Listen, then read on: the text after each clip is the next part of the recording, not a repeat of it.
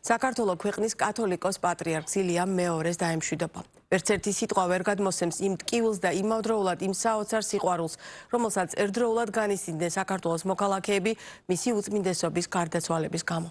Ამ დღეების განმავლობაში მის შესახებ ბევრი ვისაუბრეთ და ეს საუბარი კვლავაც გაგრძელდება. მისი დანატოვარი სიტყვები რჩევები კი მუდამ ჩვენთან დარჩება. პატრიარქის ეპისტოლეებში მის გზავნილებში ხშირად ისმოდა მოწოდება შრომის, მიწის სიყვარულისა და სოფლის მეურნეობის განვითარების მნიშვნელობაზე. ჩვენ დღეს ვისაუბრებთ პატრიარქზე, რომელსაც გამორჩეულად უყვარდა ყველაფერი ქართული.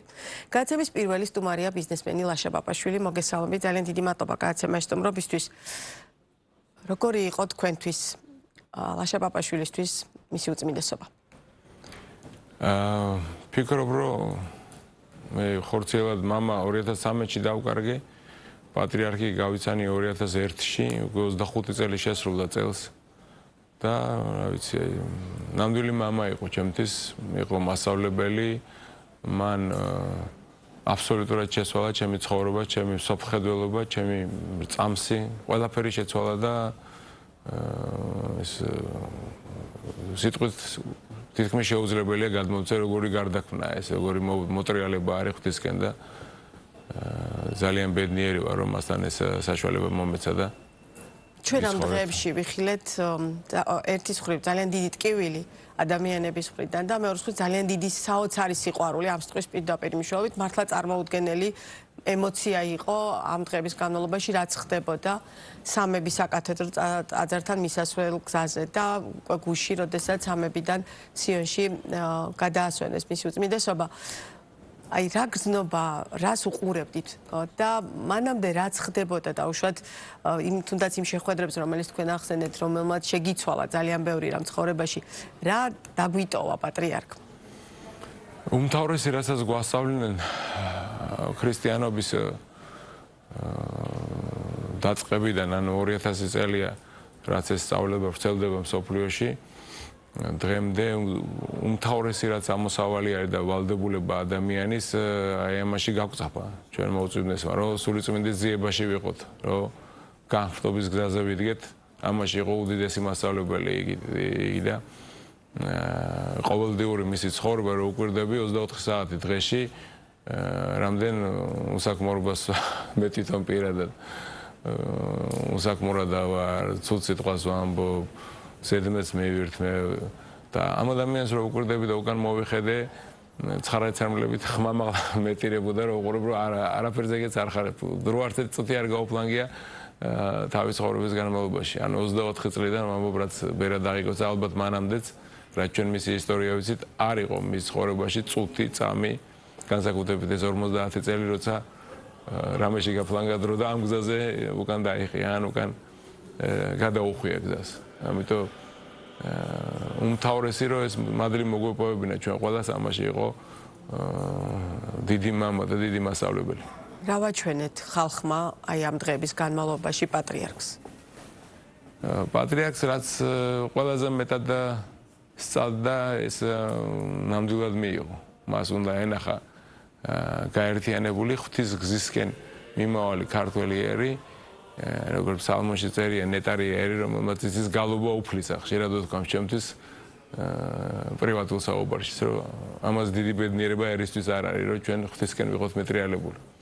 და ეს მოახერხა მან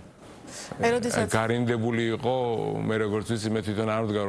ამ რიგში მაგრამ ბევრი ადამიანი ვისაც ხელეწიფებოდა შესვლა ადვილად შეეძლო შესულიყვნენ მათ შორის თქვენ სახსენეთ მე მგონი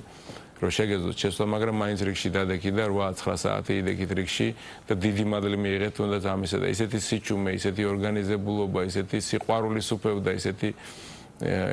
ერთმანეთსამე ერთგულება და თანადგომა, რომ შეიცვალა ხალხი და მე ვფიქრობ ეს შანსი არ უნდა გაუშვეთ. ჩვენ ხვალიდან თუნდაც დღეიდან უნდა ვიყოთ რაიმეთი უკეთესები ვიდრე ვიყავით გუშინ. ეს არის ჩვენ უნდა გავხდეთ ცოტა ისე ვამბობ, მაგრამ პატარა ელია მეორეები უნდა ვიყოთ. ანუ არა უნდა მიემსგავსოთ რა მას. ეს არის ჩვენი აბსოლუტური ვალდებულება და მისი სურვილი. და რა უნდა ხელუხეწიფება. თვითონ როგორ ბრძანებ და შეგვიძლია ჩვენ ხშირად ვეკითხებოდეთ თქვენ, ეს ჩვენ შეგიძლია ჩვენ არა და ერთი ჭიქაცივი წყლის მიწოდება მოყვალსისთვის არ დაეკარგება ეს სახარებისეული ნათქვამია და ჩვენი მოვინდომო ჩვენი უნდა გავაკეთოთ და ახლა დანარჩენი ჩვენზე არ არის ვიცით რომ ნებისმიერი ძალისხმევა ნებისმიერი მოყვალსისთვის ნებისმიერი კეთილი ნაბიჯი თუნდაც თუ არ შეიძლება მატერიალურად დაეხმარო ორი სიტყვით ლოცვა თქვი მისთვის ან ორი სიტყვით თბილად გაესაუბრე ესეც უდიდესი შენაწერი არის ერთმანეთისთვის და ამას გვასწავლი და უწმინდესი. როდესაც საუბრობდით ის ძალიან ყოველ შემთხვევაში ბევრი ამბობდა ბიზნეს სექტორის წარმომადგენლები ის მას ახლოს ისნობდა რომ ის ძალიან ბევრს საუბრობდა ქართული სოფლის მეურნეობის ქართული მათ შორის იგივე ხორბლის ჯიშების მეღვინეობის ჯიშების და ამ მიმართულებით ძალიან მნიშვნელოვან განვითარებაზე და ეს მისთვის რაღაც განსაკუთრებული იყო მაგალითად მეფუტკრეები საუბრობდნენ რამხელა წვლილი შეიტანა მან ამ ნაწილში თქვენ ამ თემებზე როდესაც საუბრობდით აი რა იყო მთავარი მისი გადმოსახედიდან თქვენ რას ხედავდა რა მიმართულებით უნდა განვითარებულიყო საქართველოს ეკონომიკა ეს ცნობილი ფაქტია ყველა დარგი აინტერესებდა მას განსაკუთრებით ეს უმნიშვნელოვანესი ფუტკარი ახსენეთ თქვენ და მე მისი მოსმენით და მისი მითითებით სამთვიანი კურსი დავამთავრე მეფუტკრეობის ვიარე დიდუბეში სამწუხაროდ გარდაიცვალა ქალბატონი სტეფანიშვილი იყო სახელი არ მახსენდება აკადემიკოსი ვინც ლექციას კითხულობდა და კვირაში ორჯერ დავდიოდი აი ამ სიბერეში დაახლოებით 3-4 წლის წინ ვიარი ამ კურსზე და დიპლომიც მივიღე რომ გესწავლათ მეფუტკრეობა მინიმუმი რომ ყველა ქართველმა იცოდეს და ეს მე სადაც შევდივარ ამ სოფლის მეურნეობაში უფრო ღრმად და ღრმად ისევ მისი კურთხევით მე როგორც იცით კონკრეტული დარგი შემხვდა რაც ეს მაგურთხეს 2009 წელს მან მომითითა რომ ძალიან ძნელია რომ იცოდე შენ მაგრამ უნდა გააკეთო მითხრა მეცხოველეობაზე და უпроსორად მერძეული მეცხოველების არ იყო ხორცის მემართულება და რაც ახლა აღმოაჩინე ორჯერ უფრო რთულია მეხორცეობაზე მეხორცულ ფერმაზე მერძეული ფერმა აი რატომ მიაჩნდა რომ დაუშვათ ეს დარგები იყო მნიშვნელოვანი და უნდა განვითარებული იყო რას გეუბნებოდეთ ჩვენ აი ერთ-ერთ ვიზიტზე იყო თავის ექიმებთან 2009 წელი იყო მის მანქანაში აღმოჩნდი გააჩერებინა ფერმასთან მძღოლებს და ვთხოვეთ იქ მენეჯმენტს და მფლობელს რომ გამოსურვენ პატარა ფერმა იყო და იქ შემიყვანა ეს უკვე ამ პერიოდიდან არ ქონდა ისეთი ძალები 2009 კი იყო 15-16 წლის მაგრამ ასაკში იყო პატრიარქი და ნახევარი საათი დავყავით მე მანქანაში მთელი გზა და ბოლოს თვითფრინავში რომ მოვფრინავდი ისე დამიძახა გვერდით მომისვა და მეუბნებოდა აი დაწყებული წველიდან დამთავრებული კვებით რა და რომ ისე რომანებითაც ინტერესდებოდა მე ვთქვი თქვენ უძინო მე ბანკირი ვარ მე უძრავ ქონებაში ვარ მე ხოჭეს ყოველას უკვირდა რომ როგორ აღმოჩნდა ლაშა პაპაშვილი ბანკირი უცებ მე ამ მიმართულებაში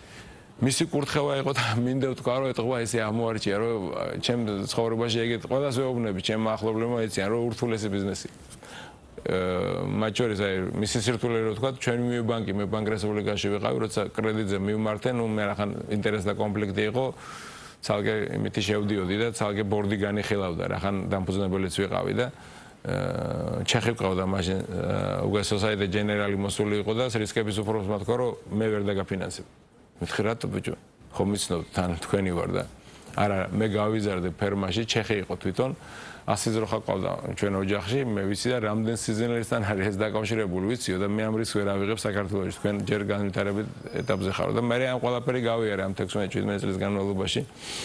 ბოლოს როდესაც უკვე იცოდა რომ ამ გზაზე უკვე სხვადასხვა წარმატება გქონდათ მიღწეული რას გეუბნებოდათ არა ეგ მას არ აინტერესებდა სულად აი მუდმივად უნდა განვითარებულიყავით ანუ არა განსვიფრებამდე მე არ მჯეროდა რომ აი ხალხიც ვერ იჯერებდნენ რომ აი არ იყო ჩვენი შეხვედრა საღამოს ლოცვაზე მივიდოდი თუ რაღაც დღესასწაული იყო მივიდოდი 2 წუთი არ დაეძახა და რა ხდება აბა მოყევი და განსაზღვრებელი ასე რომ 3 ადამიანი ერთი პატრიარქის უახლოესი წრიდან არ მახსოვს დაცვა იყო თუ დამხმარეებიდან ერთი ბიჭი რომელიც სოფელში გაზრდილია იცისო საქონელი და 2 მღვდელმსახური მღვდელი 3 დღით მოავლინე ჩვენთან მე უნდა ვნახო აბა რა და როგორ და ჩამომიტანე დამბავი როგორ იკვებებიან როგორ ივლიან როგორ გადიან წველაზე რას ჭამენ მზე როგორ წყალი როგორ და დეტალურად 3 დღის შემდეგ რო ჩამოუტანეთ მათ ალტერნატიული აზრი ჩემგან დამოუკიდებელი მე დამიძახა და გავიარდე ეს რატო წვრილად და უფრო მეც გეტყვით კიდევ აი როგორი აი გულისხმიერება, აი კარგი სიტყვა ინგლისური dedication-ი. აი გულისხმიერება ქონდა საკითხისადმი რა, რომ მიუნხენში 2016 წელს, როცა თუ 17 წელს, როცა ოპერაციას იკეთებდა. მე დავაგვიანე, ყველაზე ბოლოს ჩავედი, ხვალდილით ოპერაცია უკეთდება და ყველა მირეკავს რა, აბა სად ახარ არიძინებს, უნდა თქვენი ნახოთ. მე კიდევ სერბილით მივიდივარ. ნუ ეს ფრენებია და სერბილით ტაქსი ესე მივედი 10:09-ია. 7:09-ზე თუ 7-ზე დაგეგმილია ოპერაცია და მე აღარ შევალმეთ. არ არის შემოდი გელოდება. შევედი და ძროხების ამბავი. ჩვენთვის ესეთი შოკი იყო ოპერაციის წინ ღამე, რომ ისე აინტერესებდა, რომ ბოლომდე მიგვეყანა ეს თემა რა, რომ გზაზე დაგვეყენებინა და დღეს 60 ტონაზე მიეწოდება ბაზარ ჩვენი ფერმიდან, ერთ-ერთი ფლაგმანია და უმსხვილესი ფერმა ამ ქვეყანაში. ამიტომ